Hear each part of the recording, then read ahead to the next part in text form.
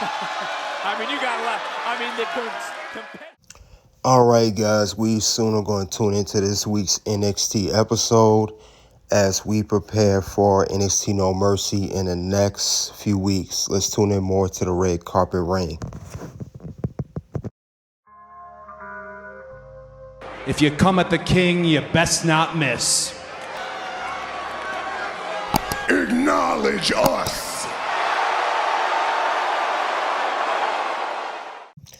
Hey, guys, we're here at Red Carpet Reign. We'll talk about WWE NXT 8-man tag main event. You guys get the likes as we come in. We're going to talk about this week's episode of NXT, and we'll go over the grade and everything else. Now, the first start kickoff of NXT, we had a crazy match. It was Lash Legend and Jada Parker. And these two women brought it out. Jada Parker she was getting mauled through the whole match. I mean, she brought as much offense as she could, but she was not enough for Lash Legend. Lash Legend had a point to prove. She had to rebound after losing from Nia Jax from a few weeks ago. It got so crazy that Lash Legend threw Jada on an announce table. And when she brought her back in the ring, she also did her finisher inside the ring. And it ended in 1, 2, 3. And that was it for Jada Parker. Lash Legend wins the match. So that was a good way to kick off NXT. Very good way. I know Ava also made some announcements. We got some matches going on for next week. One thing she did announce is going to be a triple threat elimination tag match. Now, this is between 3 tag teams. Whoever wins this match will go on to fight for the WWE Women's Tag Team Championship, which is currently held by Charlotte Flair and Alexa Bliss. They'll be #1 contender. It will be the teams of Zaruka, Zarya, and Soruka. It will be a team of Fatal Influence. And it will also be, the third team, I believe, will be the Culling, which is Izzy Dame and Tatum Paxley. And Fatal Influence, mostly more likely, will be Fallon Henley and Jasmine Nix. Or if Fallon Henley and maybe JC Jane. So that was announced as well. So we're going to have that going on. But it was a good way to kick off the show. Now, Javon Evans, he came out during the show. He wanted to talk about how he wanted to rebound because he recently, just lost the biggest match of his career.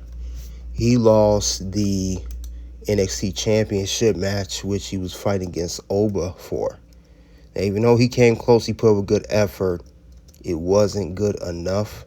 He lost the match. He felt like when he came out, he let the fans down and everything. He felt that they were upset with him, but they weren't.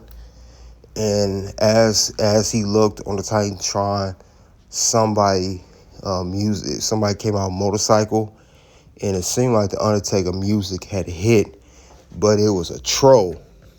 It was not the Undertaker. It was Josh Briggs. He was dressed up in motorcycle gear, similar to Undertaker. Now, he came up and he talked to Javon Evans, saying that, Javon, the reason you lost because you don't take an opportunity what's yours. You let Ricky Saints walk up in front of you and just take the #1 contendership, and now he's fighting Oba. And Javon did not want to hear what Josh had to say. And Josh attacked. He attacked Javon. He chokeslammed on top of a chair. So we got ourselves a feud of Josh Briggs and Javon Evans. It's going to be interesting. We're going to see how this was going to play out. Definitely going to see how it's going to play out between them because it's going to be definitely wild. Now, also, we did see a little promo backstage. And this is the Dark State. Dark State talked about how they talked about all their journeys, how they weren't told that they wouldn't be able to do nothing. Dion Lennox from his previous character. We talked about, I forgot his name, the other guy that was on LFG, the guy that says weird stuff. Then Oriasis, who was a football player.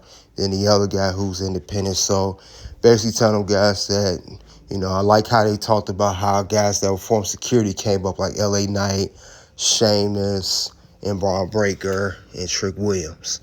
So that's a good way of naming that out, too. But Dark State is on one. I like how they're building that tag team. Definitely building one on that. Now, another thing that happened, too, on NXT for this episode. Next thing that happened, we had the WWE Speed Women's Championship Tournament. First round, we had Xia Brookside versus Candice LeRae. Xia Brookside, formerly NXT UK, currently on TNA. Candice LeRae made her return to WWE. Candice LeRae defeats Xia Brookside. She's going to advance in the next round. I believe they showed who was on there. I believe it's going to be somebody from, I want to say somebody from AAA and somebody else. So whoever wins that, Candice LeRae will face them. Meanwhile, Trick Williams came out. He talked about how he's missed still TNA champion. He's still running 2 brands. DIY surprisingly came out. It's the anniversary of the 10-year date when they debuted on NXT television.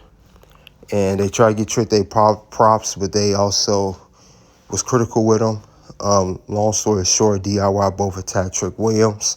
Trick Williams later backstage said they're not the only ones with history, signaling that he's hinting at he may reunite with Carmelo Hayes, the only guy he pretty much teamed with in NXT in his whole NXT career. So that'll be interesting to see how that went. Also, we did have later on, we would get to Kelly Armstrong versus Jordan Grace. Kelly Armstrong and Jordan Grace had an interaction backstage. Kelly Armstrong's tired of Jordan Grace interrupting her. She interrupted her a few weeks ago in her match against Carmen Petrovic. So they had a match, nothing much to talk about. Jordan Grace defeated Kelly Armstrong. So it was nothing crazy to talk about. We saw Blake Monroe backstage with Ariana Grace to run the Maybelline promo, the ad and stuff. I do know after the match, Blake Monroe came out to attack Jordan Grace. They had a brawl and that had to be separated by officials, and Blake Monroe was busted up. So much for that Maybelline she just put on, right? But last but not least, we're going to talk about a couple more. Josh Briggs had a match with RJ Chase, which he defeated him. Pretty much a squash match, but nothing much more to talk about. We're going to head on to the 8-man tag team main event. Now, we had Hank and Tank, former NXT tag team champions, alongside NXT champion Oba Femi and Ricky Saints. They're going against Dark State, which is 4 men.